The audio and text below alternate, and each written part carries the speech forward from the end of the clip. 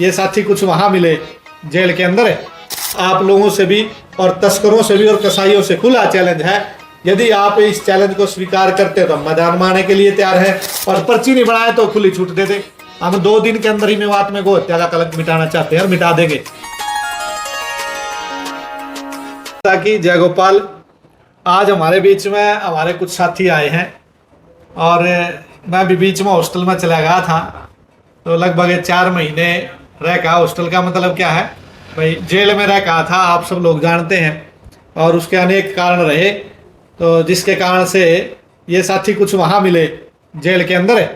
तो जेल के अंदर मिले तो ये बड़े अच्छे, जैसे धर्म के ऊपर चलने वाले कहते हैं ना भाई, जेल में जो जाते हैं वो खराब ही जाते हैं, बदमाश ही जाते हैं, ऐसा कुछ नहीं है। आदमी की मजबूरी आदमी को कहीं ना कहीं से लेके जाती है। तो वहाँ ये अमित जी थे कई गांव से, और मतलोडा के, और ये कई लोग, तो ये वहाँ मिले और इनसे वहाँ दोस्ती भी हुई, और दोस्ती होकर के और अब ये बाहर आ गए। तो बाहर आने के बाद इन सब लोगों ने कहा कि भाई हमको भी गोरक्षा दल से जोड़िए, गाय की रक्षा से जोड़िए। देखिए, हिंदू धर्म में यदि जन्म लिया है और वो व्यक्ति अपने आप को हिंदू कह रहा, गर्व से कहो हम हिंदू हैं, तो हिंदू कह रहा तो हिंदू का सबसे पहला कर्तव्य है कि आपके ऊपर गौ हत्या का कलंक तो नहीं है।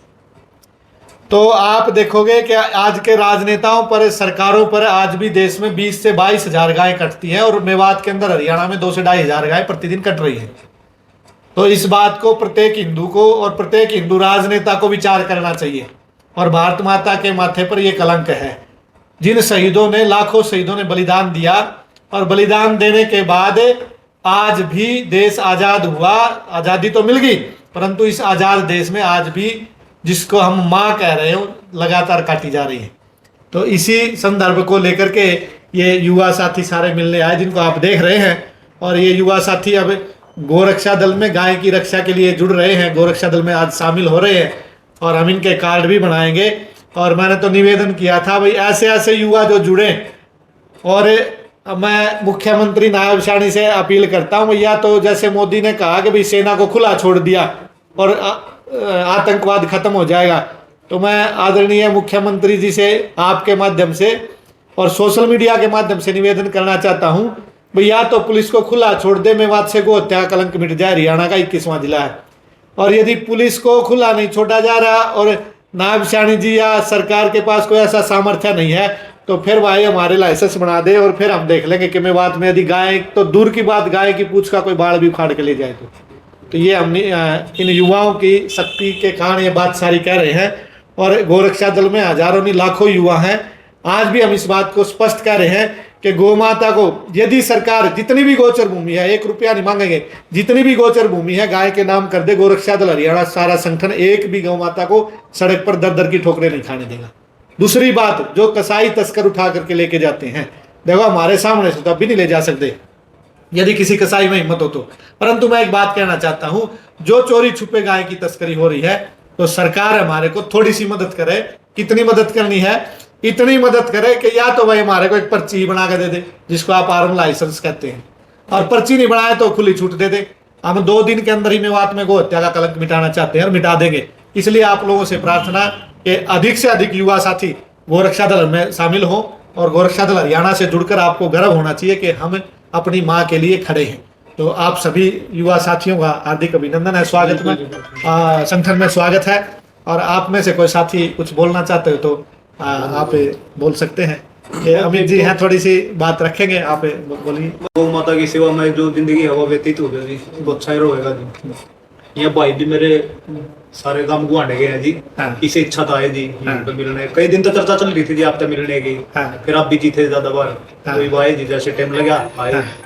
अब आप जैसा मार्गदर्शन करोगे वैसे हम चलेंगे। देखिए, आज आप विचार करेंगे, कोई कोई राजनेता, कोई कोई व्यक्ति मिलेगा जिसके पास इतने युवा है। आज आप सबके सहयोग से हजारों लाखों युवा गोरक्षा दल संगठन में है, आ भी रहे हैं, जुड़ भी रहे हैं। सिर्फ एक ही विश्वास पर जुड़ रहे हैं, मैं इन युवा साथियों का कोई ना कोई राजनीतिक लाभ भी ले सकता हूं, परंतु जो मुख्य बात है, जो देश को आज़ाद हुए 75 साल हो गए हैं, उस आज़ादी को हमें पूरा भारत देश और पूरे भारत देश के राजनेता क्या कह रहे हैं कि अमृत महोत्सव मना रहे हैं। अरे गाय कट रही हो और उसकी गर्दन कट के खून यहाँ भारत भूमि पर, हरियाणा की पवित्र भूमि पर बह रहा हो, आप किस चीज का अमृत महोत्सव मना रहे हैं? तो इसलिए पीड़ा है। तो ऐसे ऐसे हजारों लाखों युवाओं की पीड़ा है, उस पीड़ा को हम साथ लेकर के चले हैं और वो दिन दूर नहीं है, जल्दी आने वाला है। हम सबसे पहली प्रतिज्ञा है कि हरियाणा के माथे से गौ हत्या का कलंक मिटाना है। एक ही जिला है, 21वां जिला मेवात। अब हम आप लोगों से भी और तस्करों से भी और कसाईयों से खुला चैलेंज है, यदि आप इस चैलेंज को स्वीकार करते हो तो हम मैदान में आने के लिए तैयार है। और सरकार से एक ही प्रार्थना है कि इन युवाओं का आप लाइसेंस बनाइए और लाइसेंस बढ़ने के बाद फिर इस हरियाणा के माथे से गौ हत्या का कलंक हम मिटाएंगे। बोलिए गौ माता की जय। भाई ये तरबूज की सेवा आ गई थी, बाज़ार में गए थे और बाज़ार में गए तो बाज़ार में एक भाई ने हमारे को तरबूज दे दिए।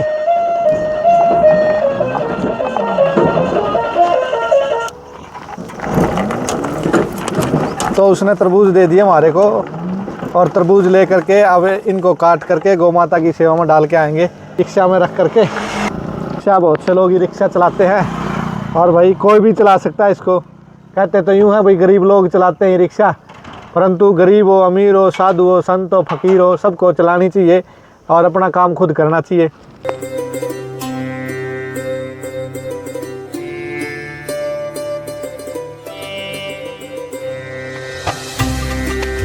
ये अपनी आ गई है भाई श्री कृष्ण गौशाला पांडु पिंडारा।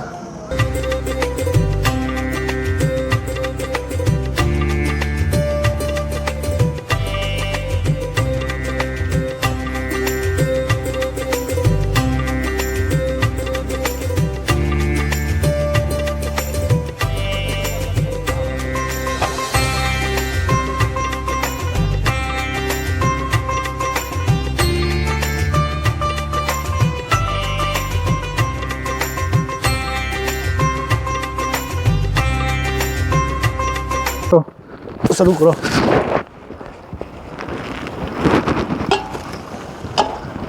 ये भी अपनी गौशाला पांडु पिंडारा।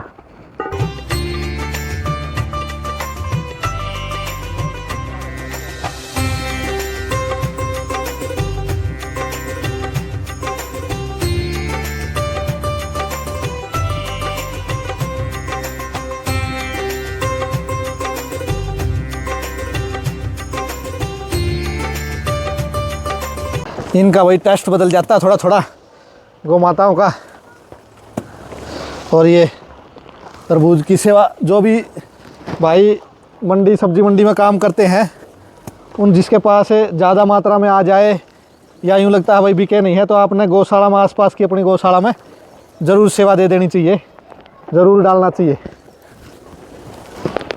ये आप गाय देख लो भाई, अपनी गौशाला की गाय हष्ट-पुष्ट है और बिल्कुल स्वस्थ है। लोग सभी इस बात का ध्यान देवें। अभी गर्मी के कारण हरा चारा कम है, तो इसलिए आपको सब्जी मंडी में जब भी कोई फल फ्रूट घिया ककड़ी सस्ती आ जाए तो आपने ज़रूर इस बात की ओर ध्यान करना चाहिए।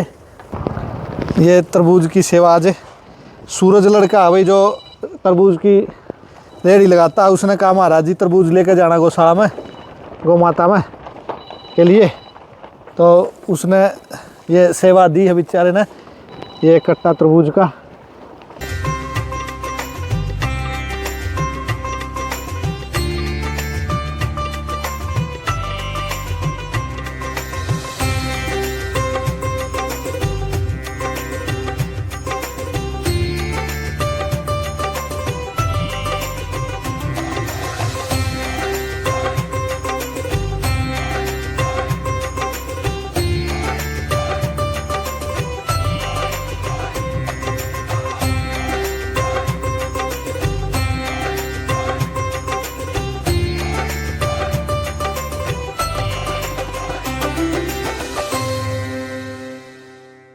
वही आज की दिनचर्या और गौ माता के साथ सेवा करने, ये देखो बड़ी साफ़ सफाई गौशाला में और गौ माता की सेवा में बड़ा आनंद आता है।